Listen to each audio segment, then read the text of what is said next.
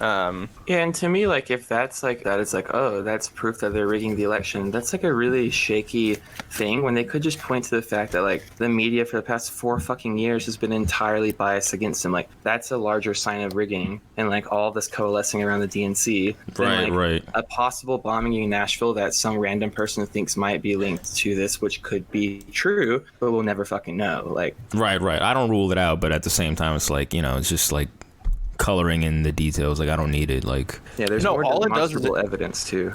All it does is it just vindicates terminally online MAGA weirdos who would already make their mind up. Hey, right? Watch your mouth. Watch your mouth. Yeah, those are my boys you're talking about. You talking about me? Right. Sorry. Yeah, sorry. That's it. That's our family you're talking about. That's soon to be our listener base infusion that we're about to get. I was gonna say, no need to insult my reply, guys. Please. Hey, what up, Aimee? Hello, how's it going? How you doing? I made a joke at the beginning of last year when the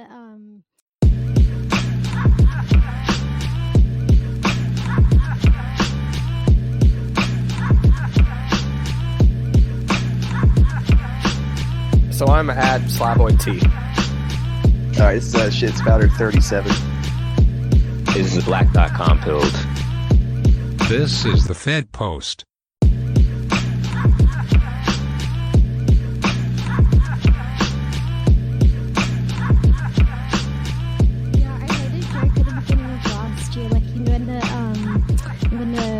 What were they called? The kids from Kentucky. Fucking, what was their school? The Catholic. The kid that smiled. Oh, Covington. Yeah, Covington.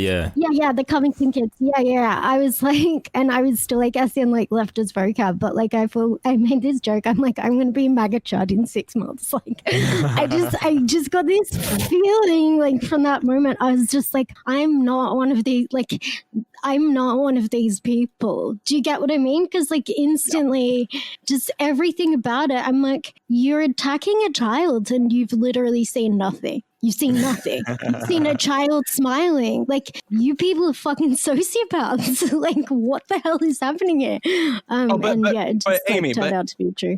But Aimee, you saw the smug smile he had on his face. I mean, we know everything we needed to know about the guy, right? Children shouldn't be smiling anyways. They should be crying like Greta Thunberg. They should be worried about the impending doom that's Children should be like heard and not seen, I guess. Maybe children should be podcasters. That feels like ages ago. Was gratuitous though, and then like I guess it just sort of came true in a way. I think ultimately the reason why all this like release the Kraken and like getting at the different like getting at the election like quote unquote rigging through all these like ticky-tack little fucking individual examples of shady shit, like that's never gonna do what they ostensibly like want it to, which suggests to me that it's like doing something else. And to my mind, like the purpose of it ultimately is to like the function of an election is to legitimate the existing power structure in the eyes of the people who have to live by it, right? Like they tell you this story that you choose your leaders.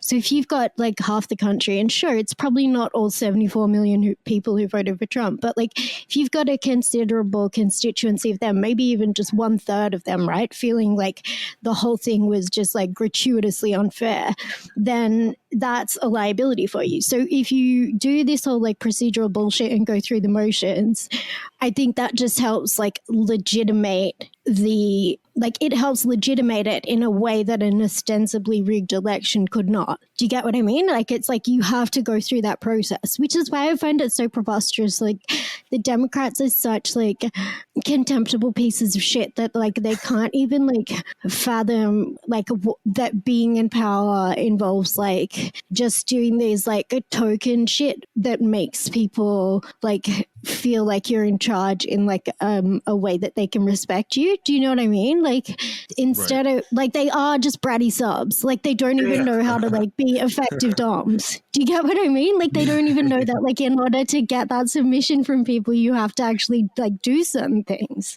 They like are still behaving like bratty subs even when they're in charge. It's so dumb.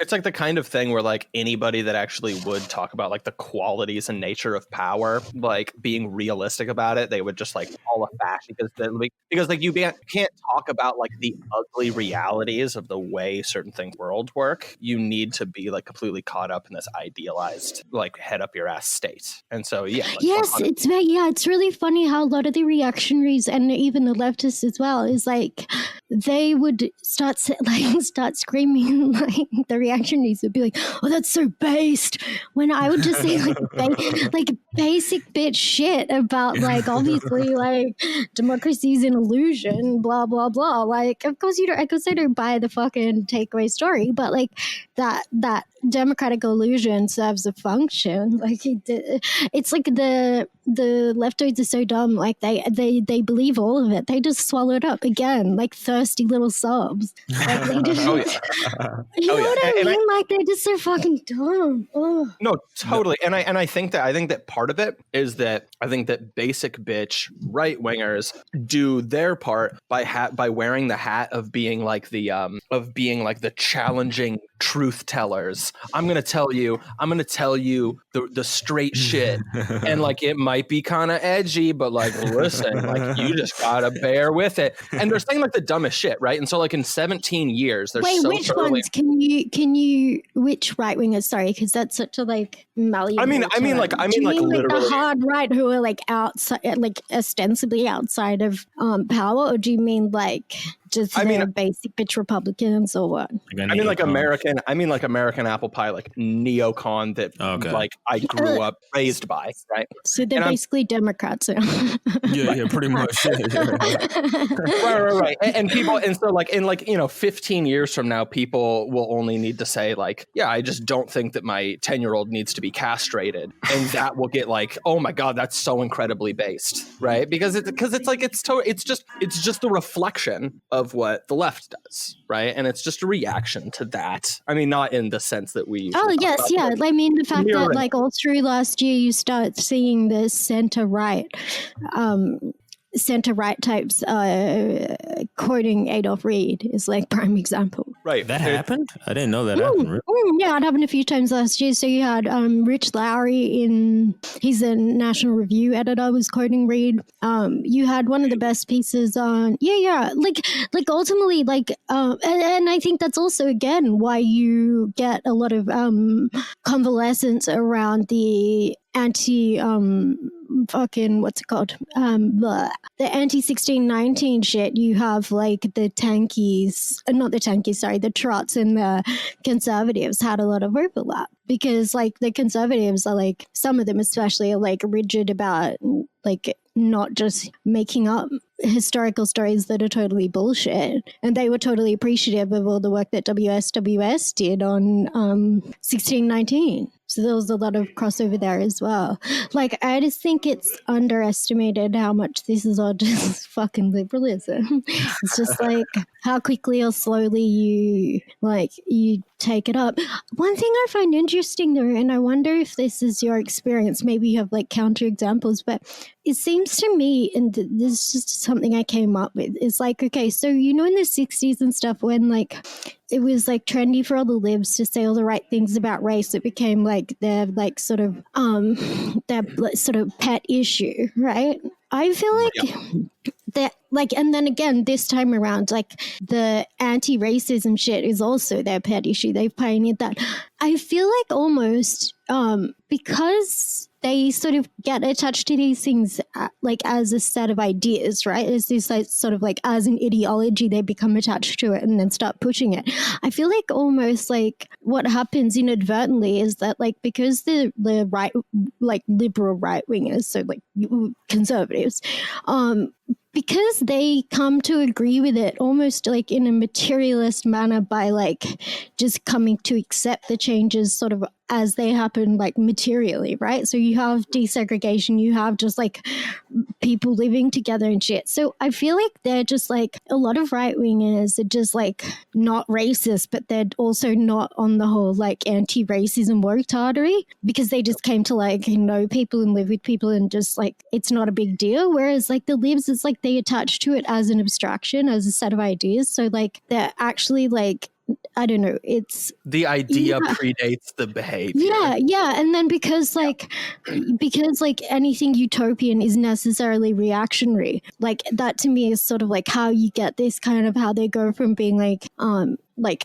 how this anti-racism thing is basically reactionary. Do you get what I mean? So rather than just not being racist, they have to have this like totally utopian, weird, like detached ideology that ends up actually being reactionary. Well, it serves the same function. Like, yeah, exactly. It serves the same function as racists from like beforehand, like the things that they were trying to combat in the 60s. Like we got to the point where people were like, yeah, I don't see color. And like most people are just generally not thinking too much about race. And then they're like, wait, no, actually, we need to make race something we focus on. And it's the essential thing, just like the racists used to do. But instead, it's a good quality. It's retarded. It's just going to be doing the exact same thing. It's a snake biting its tail. Well, the way I see it is it's a totally mistake to think of like racism and anti-racism as different things. These are just, it's all racial ideology. Racial ideology is all trash, as far as I'm concerned. I don't really care which direction you go with it. Anti-racism, racism, it's junk. Yeah, it's just an ideological trap, just like set forth by the bourgeois so that people can like get stuck there instead of looking to like actual real material conditions and drawing actual meaningful conclusions from them. Yeah, and they start to mirror each other. And you start to see them like pretty much like parallel. It's just a set of impositions that you like are trying to dictate from the top down. It was like bullshit. I don't want it to come down here. Like down under. Yes, I know you guys love to call Aussies racist, and like, yeah, they probably we're not as like anal retentive about certain words or whatever, but also we just don't say the N-word. Like, it's just not a thing here. Is the wokery down there in Australia? Is that even down there? Like, is it filtering down here? I don't know if you've ever heard of those Bonavista Social Club losers. No, it's like the Aussie Chapo. There's like some sort of like, there's like some millennial woke tards who are trying to like meme it into existence here, and I hate it. But like most Aussies kind of don't give a fuck. Like, I think what happens is like Aussies are mega racist like when a new group like moves here, so they're like mega racist for like 2 or 3 years, and you have like a race riot or this like just like general like not nice perception of a certain group. But then like once that certain group has been here for like 2 or 3 years, then like they're just like marrying each other and like fucking one of the family. Do you know what I mean? The honeymoon phase wears off, and the magic and the racism is kind of gone. It gets a bit old, and like you like your neighbors who happen to be Italian. Like, do you get what I mean? Like, and also just doesn't ring right anymore. Well, I mean, you like their food. It turns out, you know what I mean. Like, I know that sounds very basic, and I used to sort of mock this as a kid. The fact that like you can go to the Westfield and there's everything in the food court, but like actually that's good. Like engaging in each other's like cultural production, that's actually what it means to be human. Like, that actually does bring people together. Like, and it's so funny how that becomes like, I totally agree with that. I totally agree with that. Right? Now it's like a big no-no. You shouldn't be trying to engage with other cultures. Yeah, I totally agree. Like interacting, the melting pot idea, just like usually dissolves that shit. But again, now the left is about like in Chaz, you saw like in a lot of these woke places, you saw like we need to like separate them. Like this half of the field is black, this half of the field is white. It's just like, I mean, I don't even know what you say about that. It's just amazing. I mean, it's really amazing. Oh yeah, no, it was just there was this sushi store near my house on like the Bogan Northern Beaches that had like they had what are they called, nori rolls, I think, where it's like the seaweed on the outside and the rice and the stuff. Yeah, they had different ones. One was like had like sun-dried tomatoes and like Italian like antipasto shit in the middle, and another one had like chicken schnitty, like schnitzel. And I was just like, this is so fucking Aussie. Like, it was like actually Japanese sushi place. I was just like, yep, that's Australia. fucking everything all the way up. It's great. I think that laughing at that ridiculousness is the absolute pinnacle of just like the colorblind approach to race. Yes. Definitely. Yes. Definitely. It's just like I Just was like, that laughing. looks so yuck. I was like, that looks so yuck. Like, and I like it. Like, it's good. Or like, for instance, Spaghetti suddenly sushi. like really, or like my dad and I would do a few years ago, like it suddenly, so dad moved here in the early 70s with his whole family, and he went to Homebush Boys High School, and he said like on the first day he brought like Lebanese food for his pack lunch, and then like he's like immediately he was like, he looked around and he felt like a freak, and like everyone was just eating like white bread with Vegemite sandwiches, and he said after school but he said after school that day he like went to the bakery and the store and just like bought Vegemite and sliced white bread, so he knew in future like just that's what you bring to school because it's easier, and like didn't want to get teased. And then like, you know, 35, 40, 45 years later, we start seeing, and so when we were younger, my dad would go to like a Lebanese grocer in like Greenacre or some like fucking far away from where we lived to just like get certain types of food that you couldn't get at the supermarket.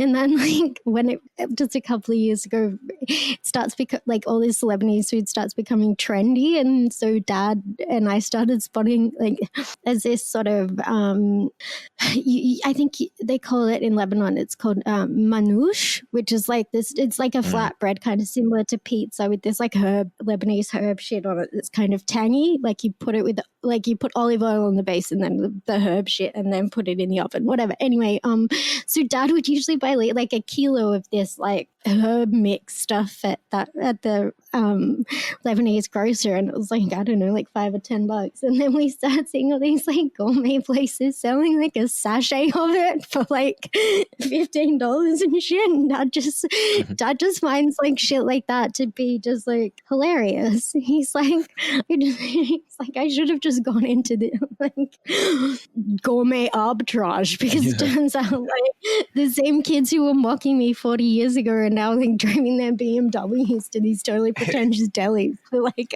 buy the shit. That's how you know that's how you know your culture is successfully assimilated, is that it then becomes commodified. Totally. It's getting a big markup with some fucking minimalist branding on it. Hummus became really trendy in the 90s, and dad's like, this is great, I don't need to make it anymore. I just go to the store and buy it. Yeah, I relate to that. I definitely had like people would look at me weird for like African food I'd bring or whatever. Like my parents were like African, they'd be like, "Yo, what the fuck is that?" And I'd just be like, but you know, I just accused them of being libs. I didn't react. Yeah, they were like, "You're looking in a mirror, bro." Yeah. I thought there was like a whole genre of like HuffPost articles you could write about how that was actually like a deeply formative like trauma in your childhood. It's like shit. Wait, for real? Yeah, you could cash in on that. Yo, for real? Yeah, you're doing the wrong con job of this podcast. Yeah. I'm doing everything wrong, yo. Yeah, you need a better grift. Yeah. That's something I always found so strange, is like, I guess because I had all my dad's stories from when he was young, and whilst like some of them were funny, some of them that's fucking hard for him, I think, on a number of different occasions.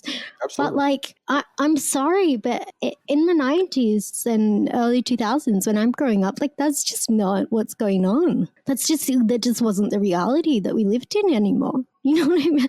Like, I'm sorry. I this desire, almost like this weird, like, yearning to have, like, lived in a time where it was, like, really difficult to sort of be of a certain, like, ethnic origin. Like, I'm sorry, that's just not the world we live in anymore, at least in Australia, to a large extent. I think it certainly still happens with particularly sort of like Africans, actually, ironically enough, but But again, like, I'm not really sure, like, why you would want things to be worse. And, like, You're sounding very get rad-lib, those Amy. You're sounding very rad-lib. Like, this is very dangerous. Like, the multiculturalism, like, you're fucking up our check. We need that Claremont check.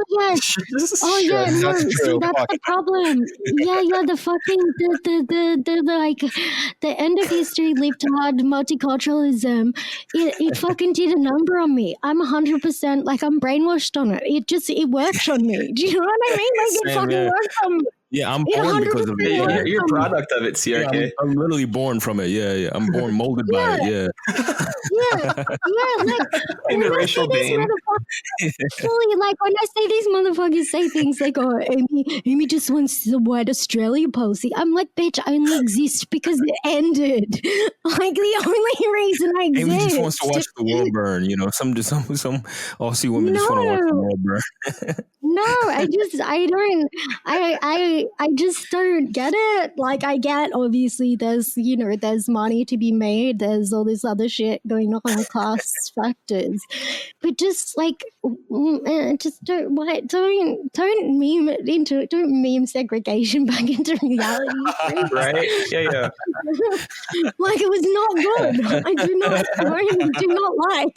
I mean, I think that the more It's very edgy. because the funny thing about this is that this is like a way of tricking me into defending liberalism a little bit, because it was like a much more liberal approach to like viewing race in the past, and like it was like undeniably, well, I mean, I guess not undeniably, but in my opinion, it's no contest that it was like way more functional than it is now. But it just kind of seems like the equivalent of like of like dieting books and self-love industry shit versus just like buying your friend like a pair of running shoes and just telling them to like get after it. You know what I mean? Like one of them, there's no upper limit to how much you can get out of somebody, and the other is like a kind of a simple solution. You know what I mean? If we all just kind of like keep going the course, things are gonna continue to just probably be okay. Yeah, But, you could sell someone a 10-book series that tells them like how to put their shoes on and that they need to put their running shoes on instead of just giving them goddamn running shoes in the first place. Right, no, exactly. What exactly is a running shoe anyways? Yeah, I don't know. It's like crazy making. It's almost like making busy work. Like the old model of race relations was pretty simple. Wait, so you're saying when they shipped all the jobs overseas, that people needed to keep occupied? What?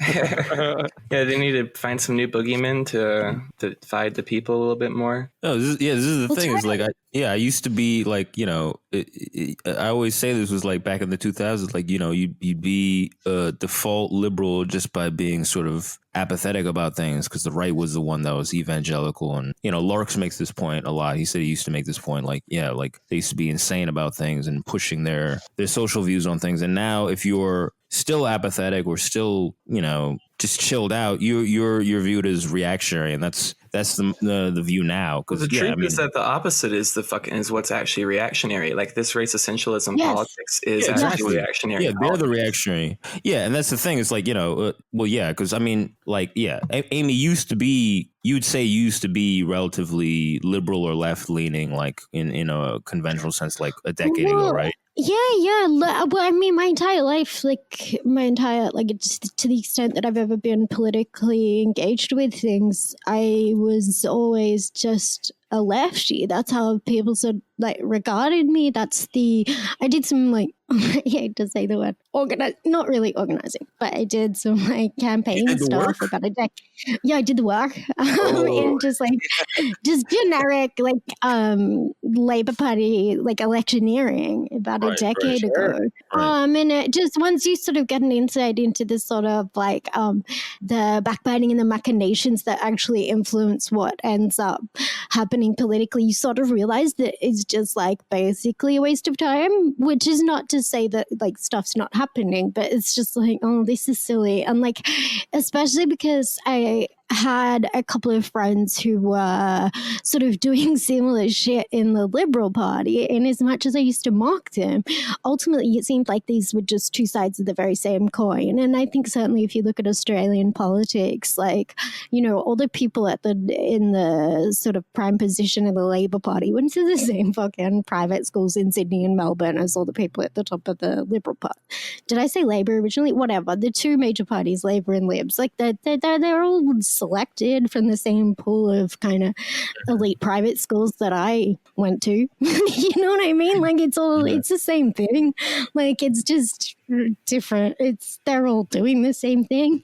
And I think also like because Australia has like preferential voting, and a couple of other slightly different like electoral tricks or hacks or whatever, it's even more blatant here just how sort of centrist and same they both are. Like we get far fewer of the like explosions within the major two parties that you guys get. So like the entryism that someone like Trump can do, like our system basically precludes that from happening. So we get freaks, but basically they will tend to be sort of by accident in like basically the way our third party system works is that you'll get like a few like stray crazies get thrown up onto basically the Senate. Basically the Senate will have a few weirdos, like third party weirdos, but that basically performs the same function as sort of like the far left or far right flank in either of the two major parties in the states. It does effectively the same thing. Like the third parties perform the same function as the extremities of either of the two main in your country. So it's like they're basically the same. Generally dismissible. We let the weird kids sit at lunch with us. Yeah, further it builds consent for the system more. Right. Yeah, ours does, I think. Yeah, definitely. It's sort of like it, It's because like it also representation or whatever. Like there's like cheap bid at it. You know? Yeah, You so know, you get in like retrospect, I really can't believe that Sanders bowed for them. You know. Wait, what? Yeah. Oh, I was just saying because we're talking about like this role of just this like kind of like third party person that almost kind of like lends legitimacy to them, and it's like in retrospect, it just makes like the way Bernie went just like so almost upsettingly predictable, right? Oh yeah, it's clear. Oh, but yeah, I think it's a mistake to ever have thought of Bernie. Like, I really need to sort of like slap myself when I accidentally talk like this. Like, it's way too easy to sort of lapse into this. Oh, Bernie like cocked it.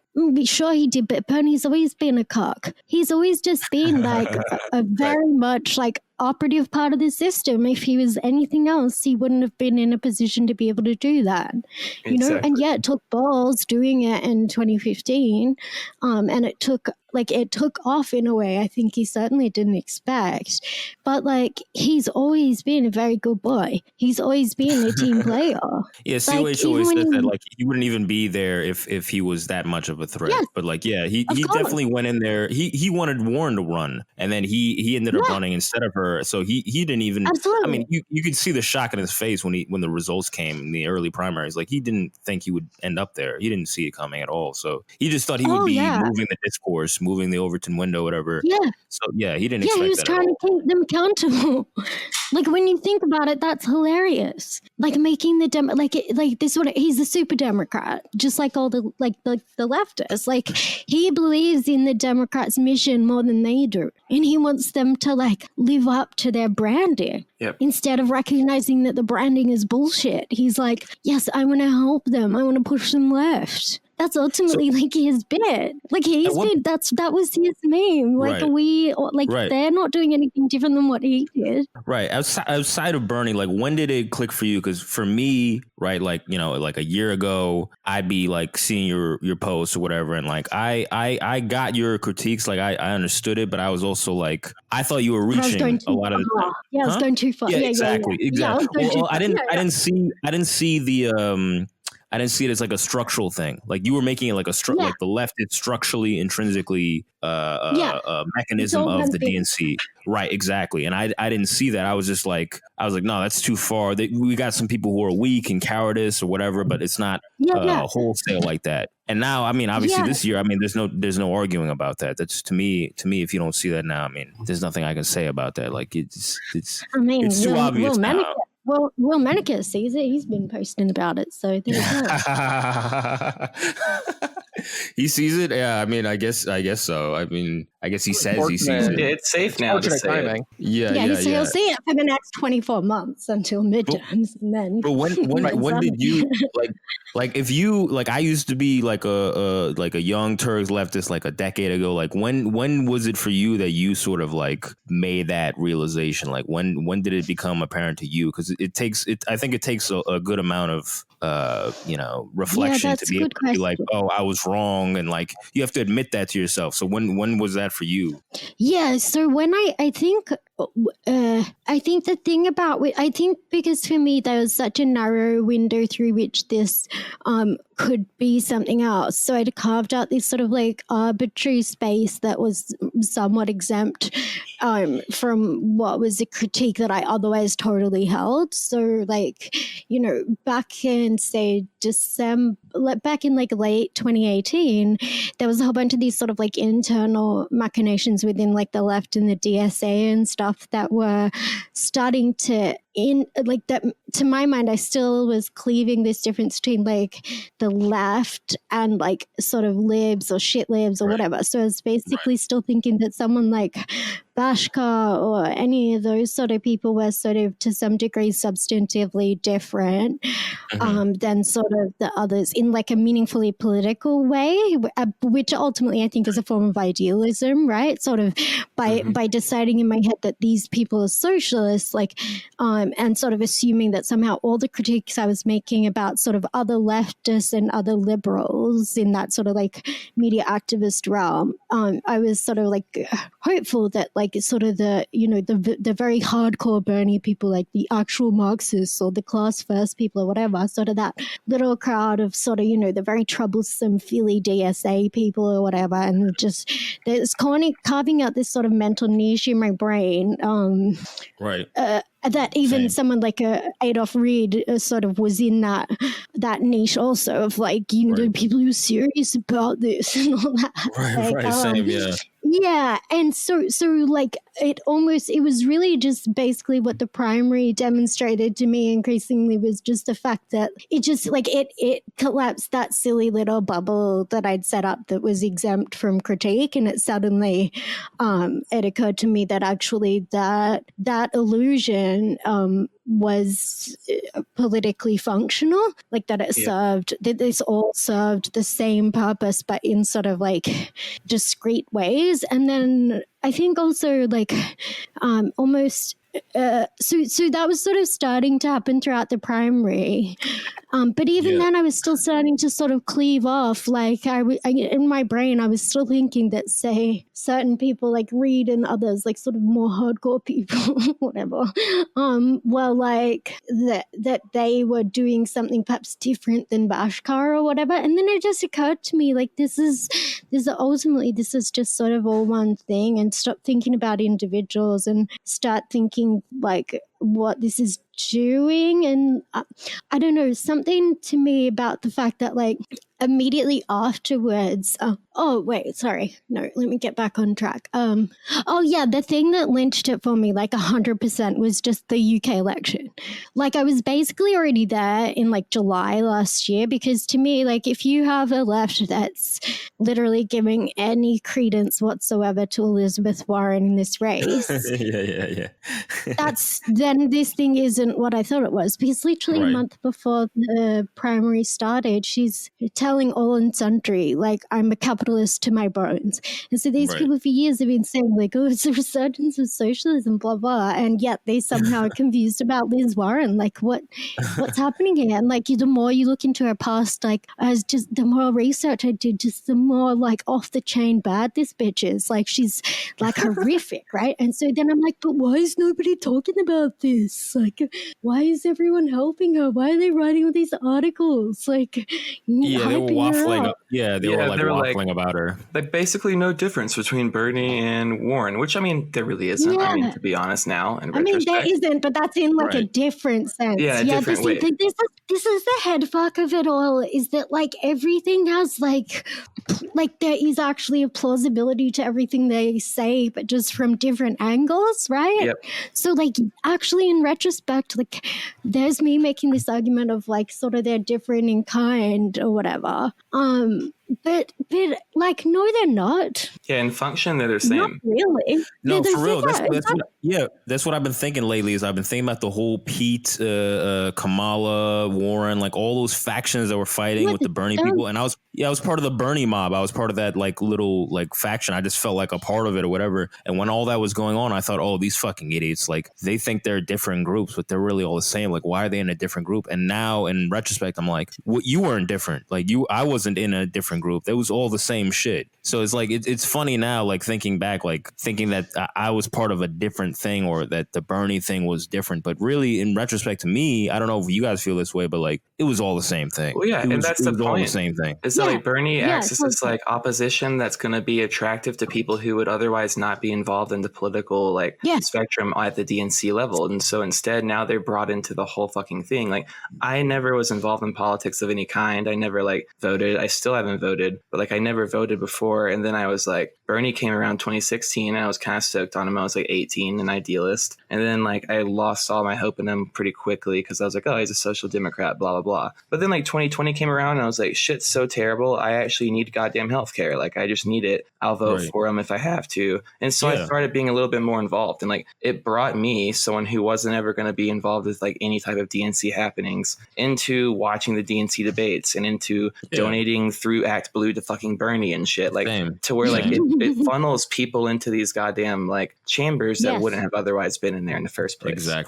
Exactly. And that's I mean that's what Aimee's always said, like, you know, a lot of the DSA and the left in general is just sort of funneling a lot of this dissident energy into the DNC. And I mean, I probably that's the function of it. It's a job farm for a bunch of like spoiled children. It's busy work.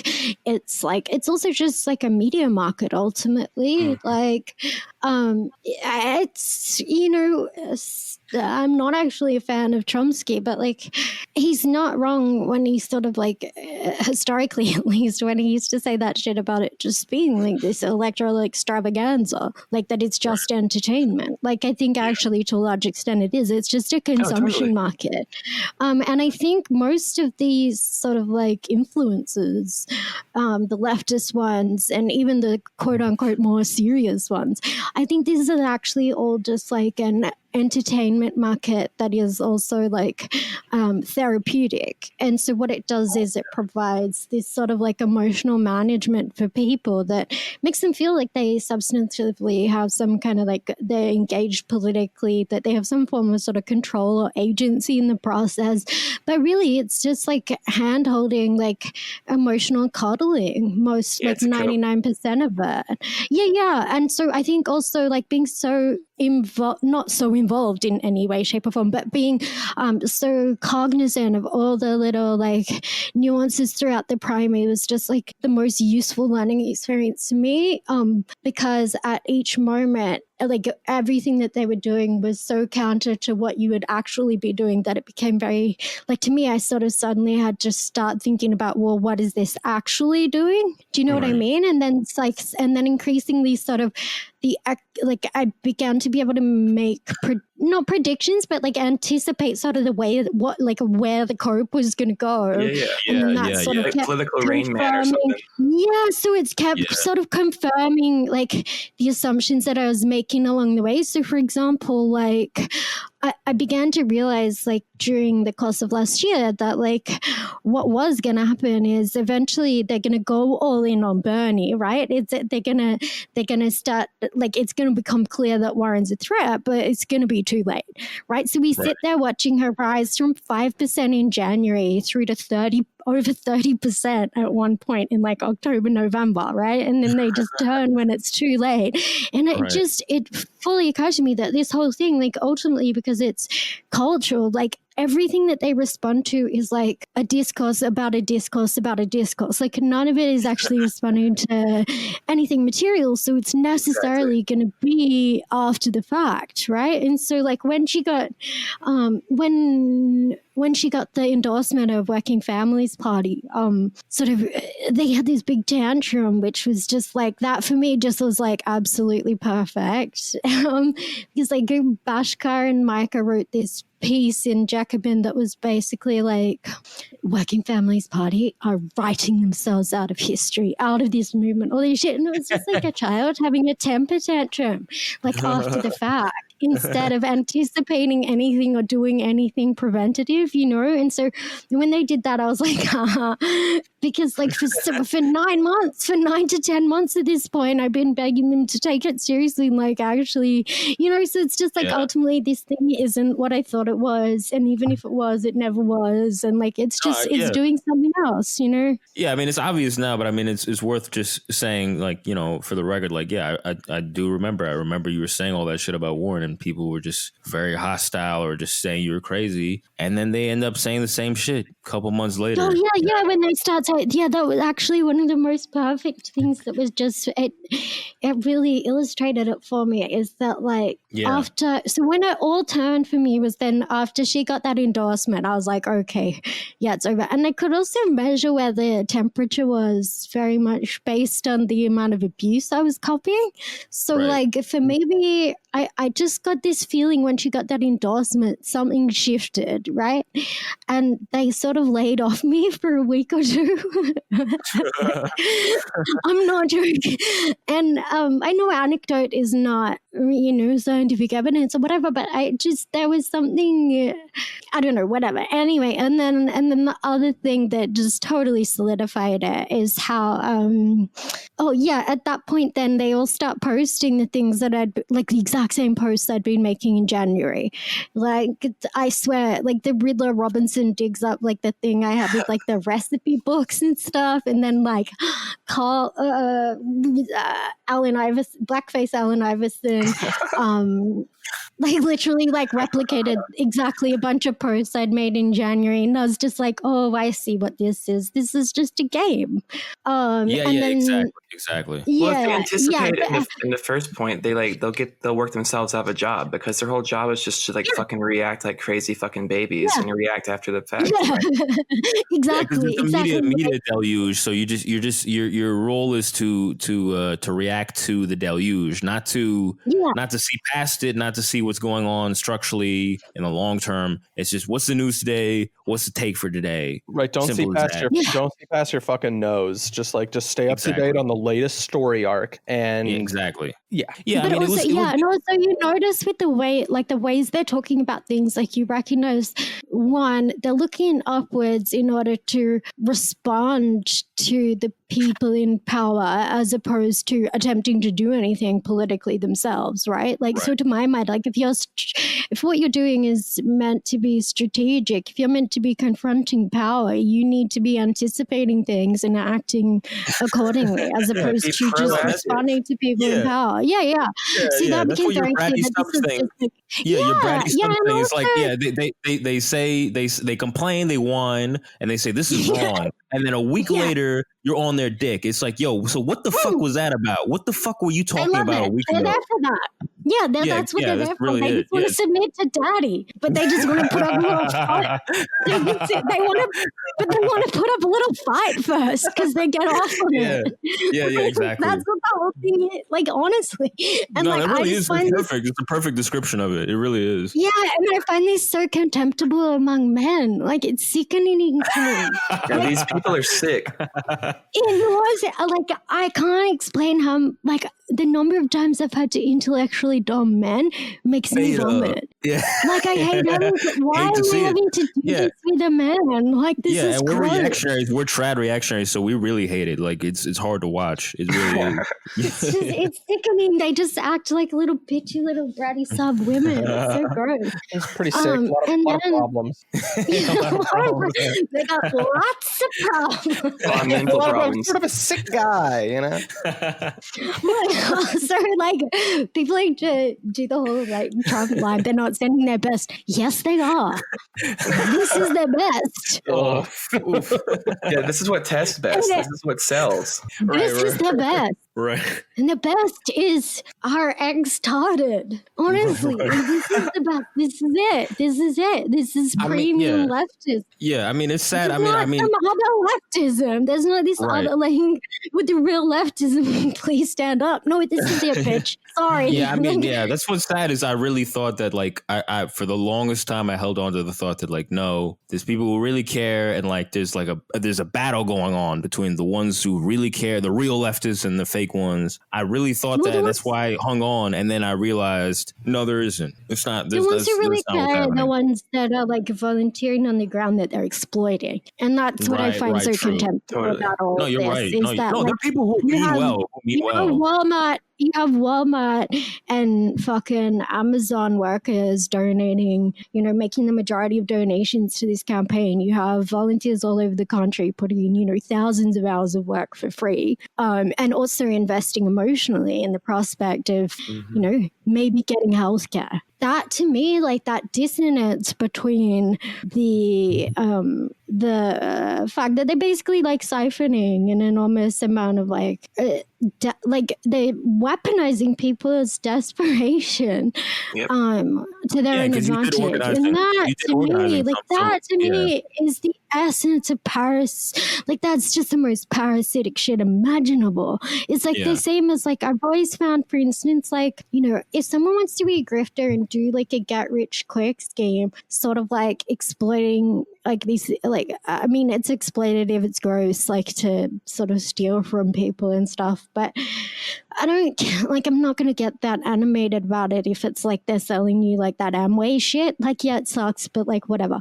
But it's when people like exploit people using like their most like vulnerable, like very human needs, like people exploiting alienation to get rich off of that. That's super fucked to me. So those like those scams that like take advantage of like lonely old people and pretend to like fall in love with them from afar and stuff, and like fleece money out of fleece money out of their fucking loneliness by talking to them for a year or two every day.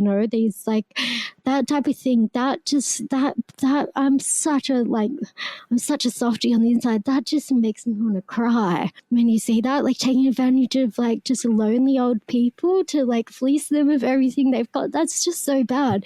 And that's what I think a lot of this stuff is like, because Bernie seems like someone who does care, and I'm sure that he does. Like I actually do think in his heart of hearts or some shit, like he seems like someone who cares.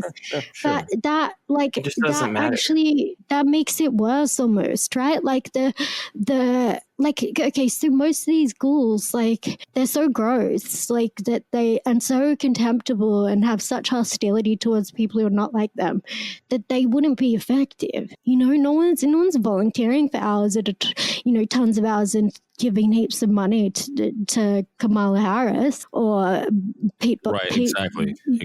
Well, that's why I think AOC is so fucking sick, because she's like, I'm your friend. She's total sicker, but she's also fleecing the middle class as well, at least like the middle and upper middle. She's not getting like, I don't think she's getting a lot for, like, she won in the gentrified parts of Queens. I get what you mean. Like Bernie could his movement could capture a little bit of like the actual working class people. There were some people who like actually could resonate with that. Yeah, she doesn't resonate like he did for sure. Yeah, but AOC is so that's what I mean. It's that genuine seemingness that can effectively like exploit people better. Do you get what I mean? Like a charming, a charming con artist is going to be a much more effective con artist than someone who's not charming. Mm-hmm. And so I'm not suggesting that Bernie's a con artist, but I think certainly that fact that he was able to come across as actually caring is very effective, because like emotion can't bridge class contradictions. It just can't. Debating intention is always kind of pointless, but the thing is, like, either way, regardless, like he didn't recognize the power structure. This is a power game, right? Like, you need to. Yes. This isn't about totally intention. utopian. This isn't about how good-hearted you are. It's they have the power. They're trying to fuck over people. That's really what it is. You need to approach it that way, like a war. You can't have any. There's no feelings about it. There's no intentions to be factored in about it. So whether he meant well or not doesn't really matter. Like he didn't approach it appropriately, and at the end result of that is the same. Yeah, I mean, if he meant really well, like if he is 100% genuine, then all it demonstrates is that he's completely and utterly feckless. Or if he didn't mean it, if he wasn't genuine, then he's cynically exploiting people. Like either way, he's either feckless or contemptible. But like feckless and contemptible, neither of those things are any use. Right. Exactly. Yeah. I mean, yeah. Well, and this is why I like the motivism of it all. Really, something about that has really started to bother me of late, because it seems like so many of these discourses rely on manipulating sort of people's otherwise like quite righteous sentiments the ends of the bourgeois. And I think to a large extent, a lot of this sort of woke discourse does the very same thing, you know, where it sort of morally bribes you with this like sentiments that we actually want people to have. And that's what I find really disturbing, is because like a lot of the elements in me that sort of like that fell for the Bernie thing, or sort of even just many of the elements in myself that like that make me more vulnerable as like a poster or whatever, is the fact that like I sort of intuitively, I don't think people are shitty. Like I think most people are good and mean well, even if they're a bit like not hitting the nail on the head, whatever. Like, and it's sort of similar to if you just date someone who turns out to be a totally manipulative scumbag. It's like, yeah, you can kill all those aspects of yourself that like fell for that, right? But then I wouldn't want to be that person who, you know what I mean? Like I don't want to kill those parts of me that fell for that. Yeah, and so I think there's something like, and I think there's something sort of contemptible in these people who weaponize like actually good sentiments and like important values, because like this sort of like they turn like morally righteous sort of sentiments or consensus among the people, they turn that into like a weapon that they use against them. That's and they soil it through and through. I was one of those people. I was one of those people that would.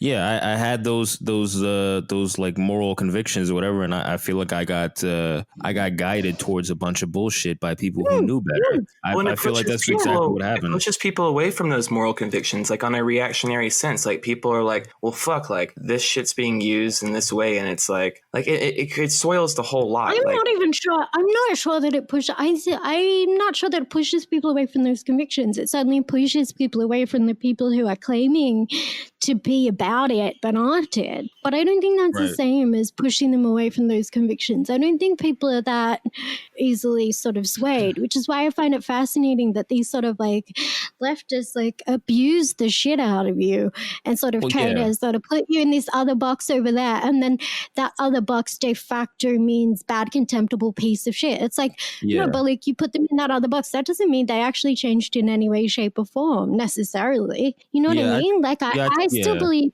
I've never changed all my like substantive like what I care about, which is ultimately I want people to be able to live like a decent life, like pretty basic stuff. Sure, I mean Yeah, like I don't call myself a communist. I don't call myself a socialist. Like I never even called myself a Marxist until people started saying that. Like I don't think any of these labels really convey a whole lot of anything. Like, but to me, it's pretty basic. Like I just want people to be able to live a decent life. I don't think it's acceptable in a society that has as much as we have. Like for people to be like hungry, desperate, be deprived of like very basic needs, and also like I think most people are good, and most people just want love and to be loved and recognized and like to be a part of a community. You know, I don't think any of these things need to be as complicated as they are. But I try not to give into just being like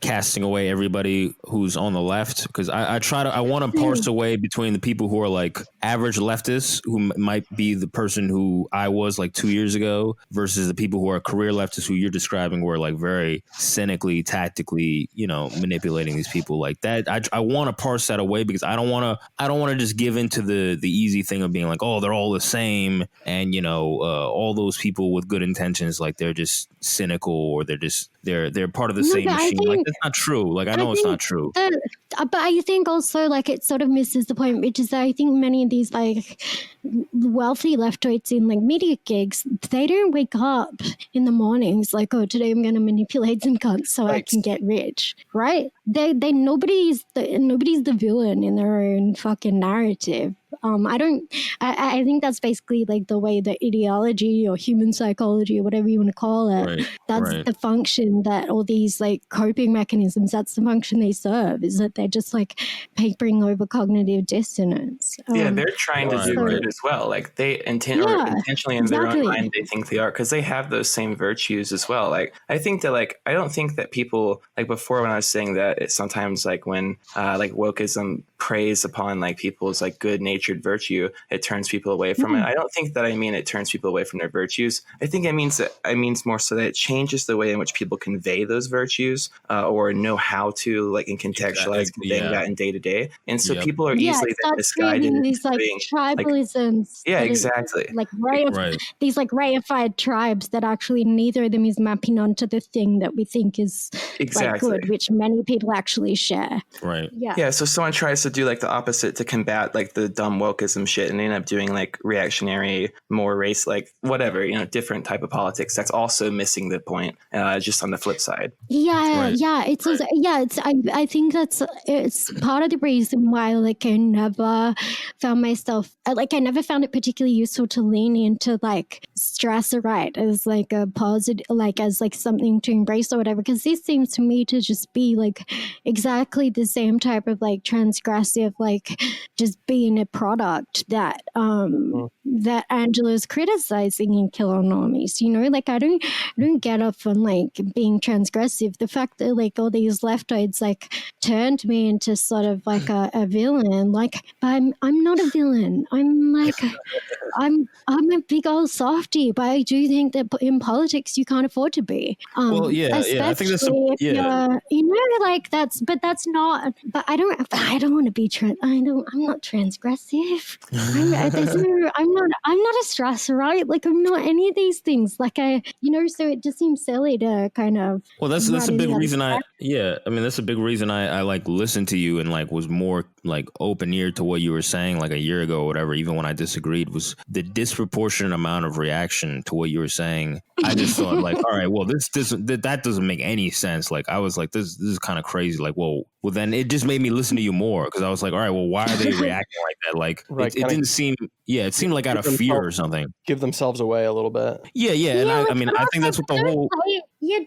Don't lean into the silly two-dimensional role they've set up for you. You know what I mean? Like, I don't want to lean. I mean, I'm so like allergic to that whole like Dave Rubin like a media career strategy, which is where you like you lose, like you have some objections to people or situations that happened with quote unquote leftists, and then you run reactive from that into this whole like why I left the left. Like, I mean, I don't really agree with that whole kind of thing either. Like, that's what, like, for instance, like, I know I had a little bit of a pushback on something I saw SLAV posting about, like, oh, I guess I actually am a reactionary here. It's like you're letting, like, people want to cast you as a certain thing, and then expect you to act in that way, and then like you just end up getting to the point where you're like, you know what, fuck it, I am that thing because I'm not whatever the fuck you are, and people end up like laying into those roles, and I think that happens all the way across the board. And I think that the right thing to do is to not like play into that, to not be like, oh well, I guess I am a reactionary. It's just like, no, I'm not fucking reactionary. Y'all are reactionary. I'm just doing normal shit. Like, I'm just trying to make sense of what the fuck is happening here. Well, of course, in that context, you know, I'm obviously doing it's the same thing as when people say like, oh, well, like, you know, the left, but that's not the real left. And it's the thing we're talking about is as it does, right? And so like the majority of the people that are going to be calling me a reactionary, like, I mean, by my standards, I am. And so my point there isn't that, you know, I actually am in my heart of hearts a reactionary. It's that like I am in the way that matters the most, which is in the real world. Ad absurdum. That's what you're doing to this. And with like a healthy amount of like you know, just like, you know, just detachment, just like, oh, you think this is reactionary, then whatever, I'm reactionary, whatever. Well, and it's also so important to be able to do that, just to take the power away from the symbol. Exactly. Because they use it for everything. Take away their favorite plaything, and of course I do that because like I don't fucking matter, but like you get what I'm saying. Yeah, they use that word for everything. You know, it's like the fascist thing. I'm just like, oh yeah, you think I'm fascist? Cool, whatever, I'm fascist. You know what I mean? Like it's sort of like it just dissolves the whole thing. It's like you've cheapened the word. So you know what I mean? At that point, call me with it. I don't care. Feel like people fall into certain identity categories without even meaning to, and then they start to consume and participate and act in a different way through that. Yeah, but do I sound fascist to you? Like no, I'm not saying like you're a fascist under. No, I know you're not. But yeah, I mean, I can just take that on because it's just like it's a joke. Like when they say you, like us three are like Republicans, like GOP Republicans. yeah. Like Garbage Ape says that, and a bunch of other like libs say that. Like they say we're bog standard neocon Republicans, right? Yeah, but which is a joke. Well, first off, neocon Republicans, that's funny because you all just vote whipped for fucking Joe Biden, who's endorsed by every neocon in the book. Right. Yeah. Honestly, like, but secondly, but like I don't like to sort of lean super heavily on sort of psychoanalytic explanations of sort of broader class phenomena. But I think ultimately what's happening here is like factional rivalry between members of the bourgeoisie, or, you know, the sort of petty bourgeoisie, the statist petty bourgeoisie, like the bureaucratic class. Like, because this is like interclass hostility, I do think that often like a psychoanalytic lens is very useful insofar as like a lot of what's happening here is it's projection. So like they're projecting their insecurities about themselves, and they want to make that the thing that you're doing because they feel really uncomfortable about this sort of like contradiction in their own thinking, or like inadequacy in the way they're conceptualizing things, or just general insecurity. There's all sorts of things going on, and I think like a psychoanalytic lens can do a lot more to explain these people than just like a brute class lens, when actually what we're talking about is just like factional hostility. Like it would be much easier for like the other thing they want to create also is just like this illusion that that the left and right of like the bourgeoisie are these like massively like, you know, these two different poles. They're not. These people are all doing the same thing for the same ends. They're all just managing a capitalist state. Sure, there are different like factional interests that each has within it, but they're all like maintaining the same machine. So like this illusion that sort of like leftoids and especially ultra leftoids have, and like sort of rightists, it functionally ends up collapsing the whole thing when you get down to business. So one of the things I found so instructive about this past election is how literally like the reactionary right that the entire libtards were crying their tits off about for years, right? This idea of this like big scary specter of these like neo-reactionary dark enlightenment, all this bullshit. Like these people all fucking endorsed Biden. Yep. Like Like it's all illusory. Richard Spencer, Curtis Yarvin, like the fucking dark princes of near reaction. They're all voting Democrat. Like this is all fucking nonsense. It's all like meme warfare. Yeah, it is funny. Yeah, Larks had that funny ass post where he showed like the polyamorous community, like the picture, and it's like it's all like DSA people, DSA leftists, and like hard neo-reactionaries. Like it's like they're all like supporting the neo-lib technocrat bullshit. Yeah, they're all like, sucking off Biden's teeth. Yeah, it's the same faction. It's the same coalition. Yeah. Yeah, and it's like I thought one of the most beautiful examples of this was say someone like Adolf Reed at the I think basically how it works with the left is like the extent to it, like I think it's very fascinating watching the intramural hostilities and also the timing. I think timing with all of this is so critical. So like the most so the people who will like be like the hardest Bernie stands sort of for the longest are also in effect like the most committed to the Democratic Party and the most inclined to both vote whip for it and sort of like maintain the boundary, which feels contradictory. So like, the idea that the furthest left or whatever you want to call it is actually like the most disciplined faction of the Democratic Party. You're like, wait, what? That doesn't make any sense. It sort of does though. Mm-hmm. Like when you recognize that like utopianism is necessarily reactionary, like utopians will line up behind the existing powers that be every time throughout history. Like anything libertarian or anarchist just lines up behind the existing bourgeois powers because they only exist because of them. So like Adolf Reed, sorry, I'll just level diarrhea, but like get this out of my system and then shut up.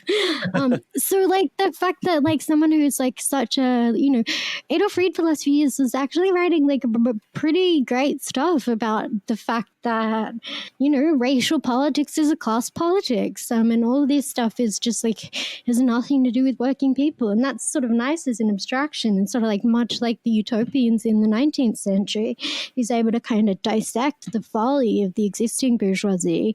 But when it comes crunch time, he was sort of one of the very last to kind of get in line, fall in line, do the vote whipping, and sort of throw Angela under the bus and all that bullshit. Like actually lean all the way into a Nazi analogy, right? Like if he said a couple of years ago that he would be doing like the resistance lib shit of like being like, oh yeah, they're fascists over there, they're real Nazis, they're organized Nazis. Like what, dude, bro? Sorry, like what are we talking about here? Like it's just a Republican Party. Like come on, get a grip. But they sort of do, right? So like and then the function of that is like it sort of happens so quickly, and it's sort of like his main brand isn't that, so it sort of has more credibility, and so then that's serving an even more effective function for the party. Yeah, if you can make your whole thing like being like a strong critique of that party, and then at the very end of it being like, oh well, actually you should support that party, you're gonna sound like more believable because the whole time you were telling people that they shouldn't, and you're pointing out what was wrong with it. You brought credibility, and even copyright your own ultimate brand as well. Yeah, that's what bothered me so much about him. Like that's why I was so fucking pissed about Bernie and still am. Yeah, you can even own your own critiques, right? Like there's no outside threat. It's all controlled opposition. Yeah. Exactly. Yep. Yeah, I mean the cognitive dissonance thing, like that's a big thing because I mean at the end of that year, I mean of 2020, like I just saw two big shifts where it went from supporting all these things that were under the Bernie platform, and then everybody on the left just shifting to regular DNC shit without batting an eye. just gradually just shifting that, and then all of a sudden after Biden wins, shifting back, and just seeing it that fast, like that accelerated tempo was just like, all right, like, you know, how do you not see it at this point? Like, how do you not that's see why it? I sort of, people kept asking, like, sort of giving me grief, like, oh, why do you keep posting the same shit? Yeah, you said that before. It's like, because, okay, at this point I'd been posting for like 3 years, and what sort of happened at first is like I'd post something like one time or twice and then think like, oh, I've said it. No, you have to keep like hammering. You gotta drill it in. Yeah. So, It's you always have to new, drill it in because then people can start to see it themselves too. And so Right, that's right. what really No, sort of, because then when they have that lens to start observing that and come to that conclusion themselves, like that's when it's useful to people. Like, I don't want to tell you what to think. I want to sort of like offer a way of looking at it so that then that maybe when you look at it that way, it has explanatory power, like for you in your own. No, Yeah, you're right. You're right. your Because own leftists hit me and they'll be like, damn, like that shit that you were saying before, like I thought it was wild, but like now I'm starting to notice it. Like they'll say people who are like hardline, really committed to the left or whatever. It's the same thing the way I reacted to what you used to say like a year ago. Like Aimee, I used to be like, oh yes, I see what you mean. It's a little too far. And then now it's like, oh yeah, of course you're right. And now, you know, there's utility in being repetitive because people aren't always going to see it. And the other thing too is like people have real shit to deal with. So not everybody has the time to, not everybody has the time through their work schedule to like sit and like reflect on this shit. Sometimes they're just going through the daily grind of everything. And sometimes, they might not see it right away. So like eventually, if after repetition and people repeating things, I mean, like, oh, then they'll start to see a pattern. You know what I mean? It's not always apparent right away. I mean, their whole job, these people in the left media or whatever, is to make it not apparent. Yeah, so, you know what I mean? It takes, exactly. Very, like, it's very good at invisibilizing, like, the fact that this is a set of media actors performing propaganda function. And, like, the fact that for some reason in the past 5 to 10 years, we've come to think of media actors as just, like, these, like, nobodies that are our friends. Right. That's crazy talk, right? Like, you see these people sort of, like, engaging in all these post-hoc rationalizations for what's quite self-evidently just a set of media actors performing a propaganda function for the state, and sort of like thinking about these people as their friends, like, oh no, Bob doesn't think that because on this other episode he said X, Y, and then also like Kate thinks blah blah, and like talking about media actors as if they're your friends. Like that's crazy talk, dude. Like, what are you talking about? These people are not your friends. Sorry, so and so is not your friend. They don't give a shit about you. Yeah, it's disturbing. It really is disturbing. As far from being your friend as you could possibly fucking imagine. And like it's not even like it's. I'm not saying these people individually are mean or cynical either. I think every one of these things is orchestrated via a platform, and that's what's so critical to all of this. It's like that overdetermines the behavior of the actors within it, such that most of them are not even cognizant of the function that they're performing within a broader infrastructure. So it wasn't like one individual person giving me grief that was like indicative of anything or any individual exchange. It's just this like massive immune response of all these people on a platform that like actually is sort of telling you things, you know what I mean? Or like it's sort of like the divide and conquer approach that like you have all these so-called like different voices effectively telling you the same thing in 1,000 different ways that is much more effective than just, 1 or 2 cable news anchors on TV each night. Right. And yeah, I mean, well, that begs the question is like, so what got you banned this time? Like what did it this time? Like, did you threaten to beat another woman or what did it this time? Oh, and this is going to be a Fed post first, right? Right. Oh yeah, I got booted off again. I have no idea. No, they don't need to tell you anymore. So the first time I got bumped, it was you war needs to be beaten with a stick. Well, no, right. I didn't. But also the funniest part is that I was responding to somebody who had said like, Okay, so I'd been saying the same shit for over a year. Then Liz Warren, the scumbag, behaved exactly like the scumbag was going to behave, like I warned everyone about the whole time. Right. She behaves like a scumbag, and then all these bratty fucking subs start begging daddy to give them a chance. So they're they was responding to a dude saying, "Addie Warren, drop out, please, just drop out, bitch. She's not gonna drop out. Why would she drop out? Why are you telling someone oh, Addie Warren, drop out? No, you should have beaten her. You needed to defeat her. You can't just be a bratty sob and beg and plead that someone in power is gonna give you power, which is effectively what you're asking for. If you think that power is just gonna give itself away to you, then you're already if you post enough snake emojis, she's gonna drop out. Wait, I thought that this was fucking around and finding out, though, guys. Right. This is a lot to take in at once. Well, yeah, I mean, that's what I mean. If your money usually comes from dad, then going and making puppy dough eyes and asking daddy to give you some money, that usually works. And so pleading with someone to just do you a fucking favor, this is what these people conceive of politics as. Is begging, pleading, whining, then having tantrums when you don't get what you want. And those favors are inherently contradictory to the interests of the people that you want the favors from. Yeah. Right. No, exactly. No incentive. It literally is just wait, but I want it enough. And shouldn't that be a factor that I just want it so bad that you have to, give me something that I want? Participation trophy politics. It's so fucking entitled. It's so entitled. No, bitch, you didn't. Sorry, but you didn't do the work. She needed to be beaten. It's already over now. It's so over. It's people are oh, it sucks so much that you got booted off then just when everyone started to agree with you. I'm no, they did not start to agree with me. What they started to do was continue to manufacture consent for this whole bullshit cycle. It wasn't that Aimee was right. It was sort of maybe a couple of them said that, but ultimately the way it ended up being framed is Elizabeth Warren is such a bitch. She's such a bitch. She's such a snake. How is she a snake? She told you from the jump that she's competing with him. What did you think was going to happen? Yeah, they made it into an individual thing rather than just she's not competing. She's not competing against him to be his friend, you fucking idiots. Yeah, and those same people who are mad about Warren or whatever, they'll defend AOC, right? So this whole thing with the door AOC thing is just I mean it is weird how that's the thing that Aimee was always talking about that really stuck out to me was the social club politics, the cultist mentality of the left.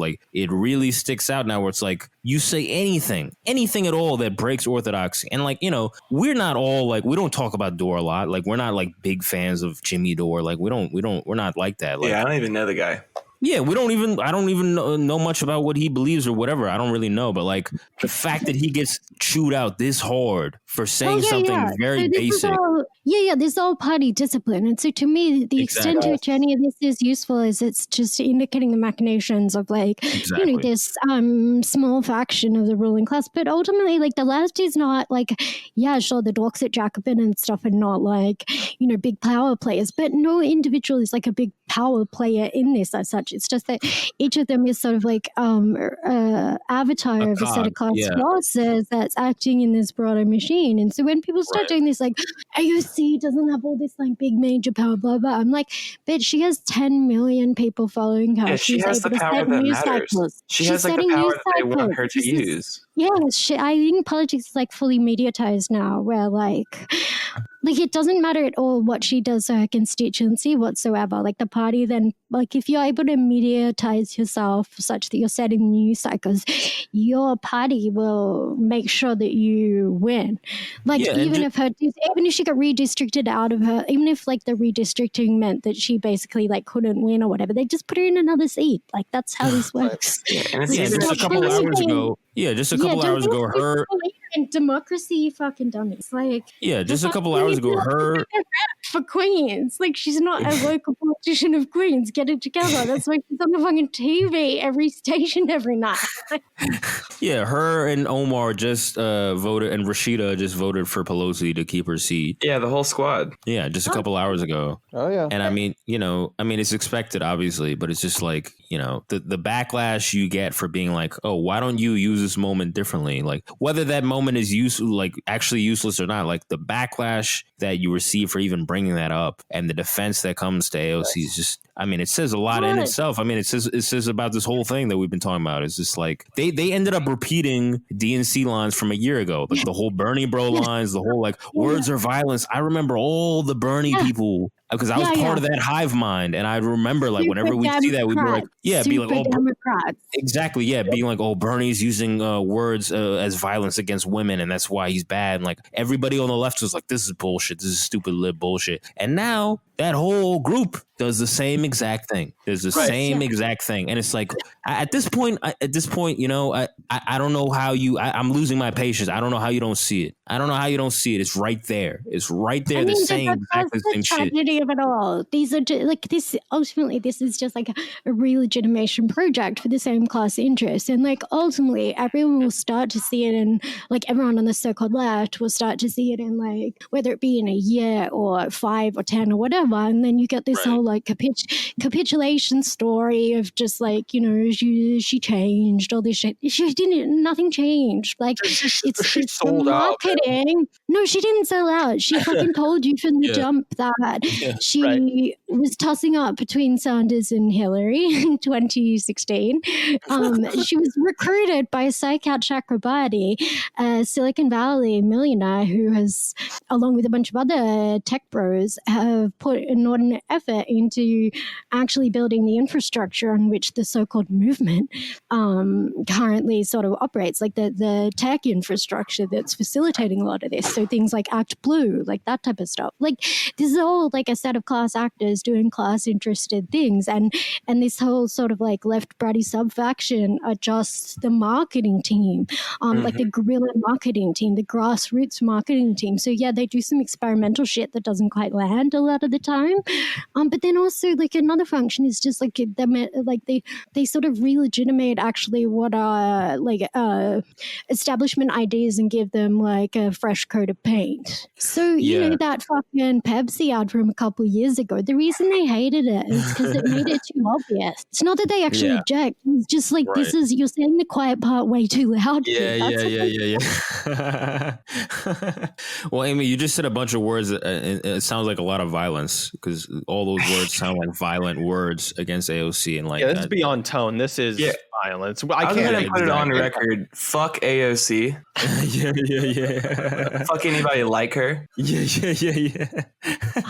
I think she's literally just like, I think something that my good friends, the good old boys, said really early on was just like, I think it was Marek in particular said like, she's meant to make you angry. Like this is like, that's actually like it's not an accident. And so whilst he sort of attributes, I think, far more perhaps intentionality or strategy behind someone like AOC in terms of like the way she says things and the things she does, my read on it is like, it is kind of meant to make you angry, but like the reason that she's so goddamn infuriating is because she was incubated in like NGO world. She sort of like did all the like tech startup culture bullshit like 5-6 years ago. She was in articles talking about like the innovative power of like a WeWork type tech venture hub in Queens. So she was like photographed with like Kirsten Gillibrand and stuff. Like she's just like a fucking the consummate striver, like upper middle class striver. And that's why she's such a like useful symbol for the ruling class, because what she proves is like she's like small town girl makes good, but like it's Jenny from the block makes good, right? She's like proof positive of the meritocracy working, right? That's why they love to reiterate, like, oh, it's just waitressing, all that bullshit. Like, Right. what it does is she's just like fully furnishes this illusion of meritocracy and like making it if you try, and like this idea that actually sort of this empathetic charity bullshit is the way that is actually like a working class politics, right? Like if you collapse the working class out and turn it into just like the way she conceives of the working class is just like desperate servile people that like would be fucked without her like humanitarian intervention. You know what I mean? With a little help from the CIA, you could end up in the house. But the way like she conflates like the lumpen proletariat, like gangster behavior, which is basically just like the criminal arm of the PMCs, is what like gangs and all that bullshit are. So she conflates like, you know, gangster shootings with, oh, maybe people just needed bread. Bitch, but working people don't go, like shootings haven't risen 350% in New York because working people were hungry. You fucking bitch. Like the whole point is for them, these people, they conceive of working people as just this desperate servile population in much the same way as Ilhan does with all her like charity bullshit in Minnesota. Like, oh, what have you done for people in this arena? Oh, well, it's fine that we burned everything down, but we've got these like corporations now giving us like pallets of food. Well, the thing that frustrates me so much with like the AOC thing is that like, oh shit, I just completely spaced out. My bad. Aimee, what do you think? If you think it's, what do you think is driving that increase in crime? Oh, actually, yeah. Sorry, that's what I meant to say on the crime thing. Like, I think that there is like the thing that makes me so mad about AOC doing that stupid bullshit and conflating like violent crime and stuff is that I think that there is totally an incentive, right? Like material incentive for poor people to commit petty crimes such as theft. Like stealing things to survive, that type of stuff totally exists. And I believe that those types of things are going and like they're probably happening more frequently now because people's material circumstances are terrible. So like she takes something that's a small kernel of truth like that and then throws all this reactionary, horrible layered shit on top to make it so no one wants to fucking touch it, and it's miserable. And it makes it so you can't even like have a critique of or even deal with the original sentiment and issue, which is that people are sometimes materially motivated to commit petty crimes. Yeah, of course. And that's why it's so repugnant, is because every fucking, exactly as you said, like everything she said has just enough plausible deniability that if you argue with it, you're just attacking AOC. Yeah, and it ruins the whole lot. It ruins the whole like point of what the original intention is. The function, the core purpose of these bitches is to make any kind of politicized engagement with anything functionally impossible. Like everything that they do is depoliticized to the bone. They totally they just these people don't have any fidelity to truth. Like everything to them is in the moment. And this is why I think that narcissism actually rings true, is because ultimately, like, to succeed, especially as like a middle class striver, to get to where she's at from sort of, you know, a fairly like modest middle class upbringing. Like, let's not kid ourselves.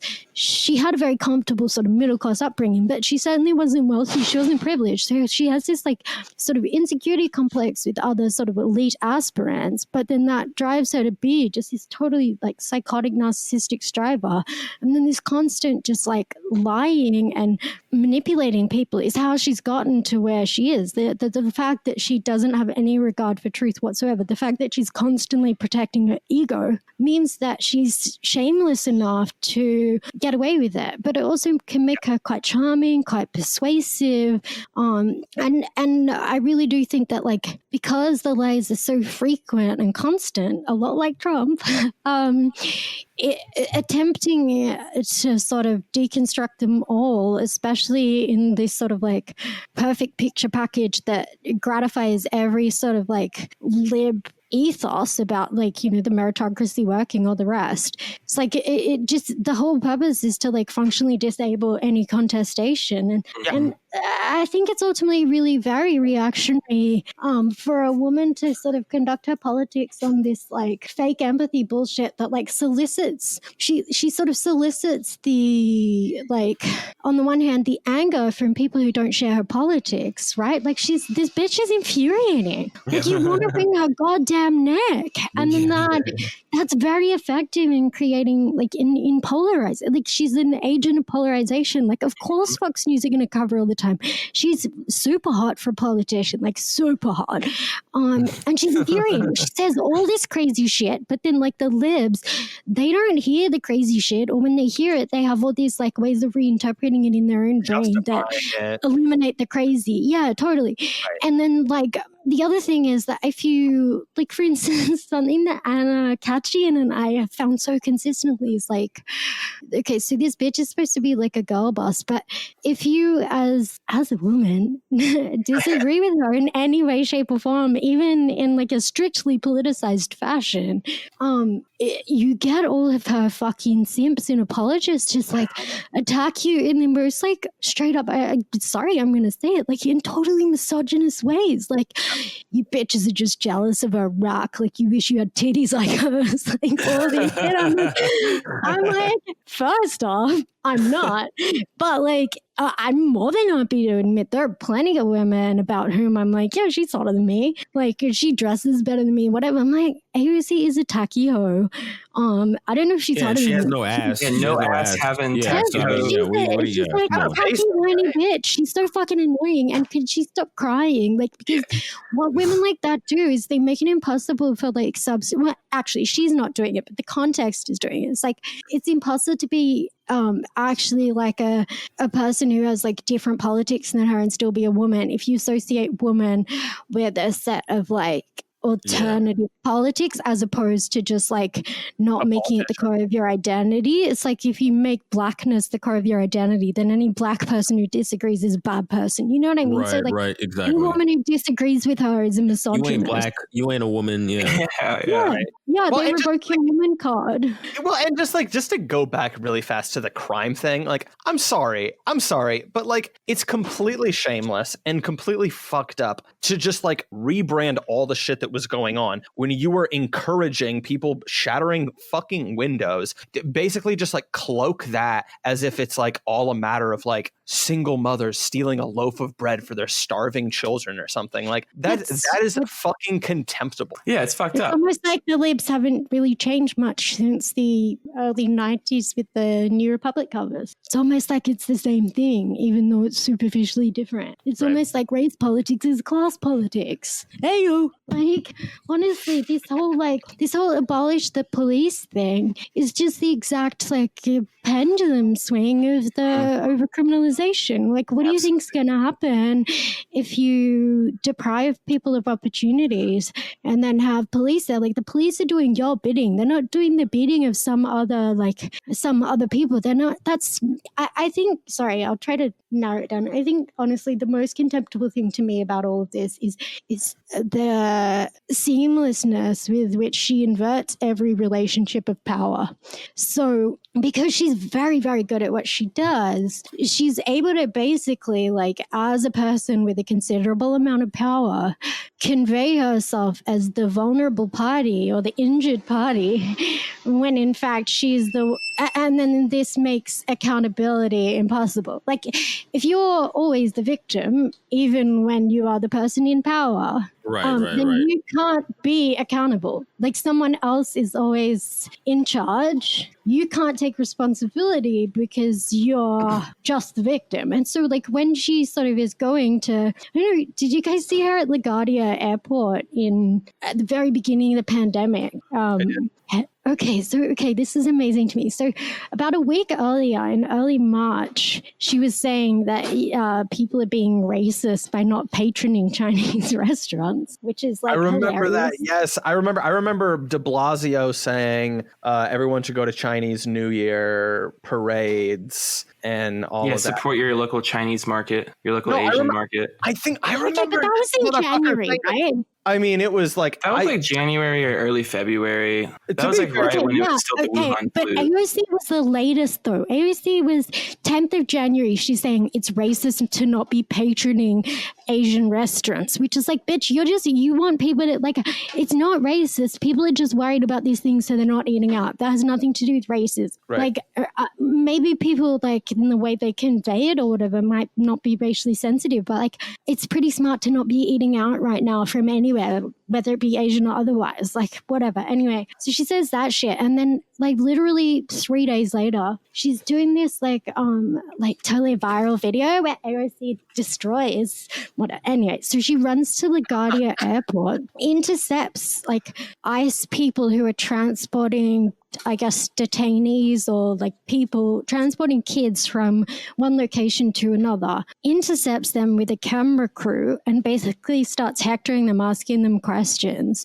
about like what they're doing and all this shit. And then like it becomes a viral clip online, and basically like AOC is like, sticking it to the man, all this shit. I'm like, bitch, she voted to fund that guy. She's Right. effectively his boss. And she gets, like this poor guy, he had no idea what was going on. Like he's just doing his job, right? Like he's an ICE agent. Sure, you may not like the function that administrative agency performs, but like they're performing a function that has been delegated to them by AOC and her colleagues, right? So she's going in like haranguing him on camera, turning him into like a viral meme of like, this is a bad guy, when in fact like her first vote in Congress was the defense authorization bill that funded ICE to the tune of $375 billion more than the previous year, right? So she's quite literally like delegated and funded this guy's job, and yet at the same time, like to sort of invert the power relationship, she goes and makes like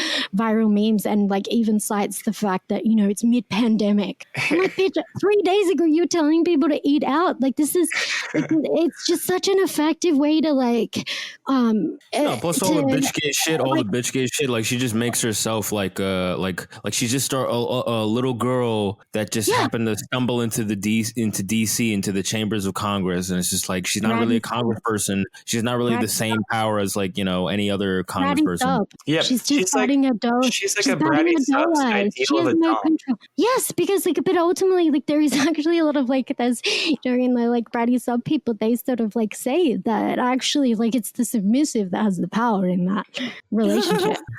No, it's true though. Yeah. No, what is it? What is it? It's what was like Oliver had a phrase, the strength of weakness, right? Oh yeah, the strength of weakness. Right. That's what. It's brilliant, right? Like, yeah. Which to me, and it's she just wields such a it perfect so mystification. She's doing it all of the time. Like it's such a mystification. Like everything is like ultimately these ICE motherfuckers, and same goes for the police. Is they're just performing a function for the bourgeoisie, and it's actually like the people who control that function, like and the people for whom that function is being performed, who need to be held accountable. Instead of aiming your attacks on the people at the bottom of the pyramid. Yeah, it's just individualizing, just more liberalism. Yeah, and I really do find that quite contemptible because, like, bitch, you're in Congress, and in much the same way that Jimmy Dore thing's the same. Like, the fact that she's crying essentially about a media actor disagreeing with her about some swear words being used. Bitch, grow up. Yeah, hey, bitch, do your job. Do your job. Exactly.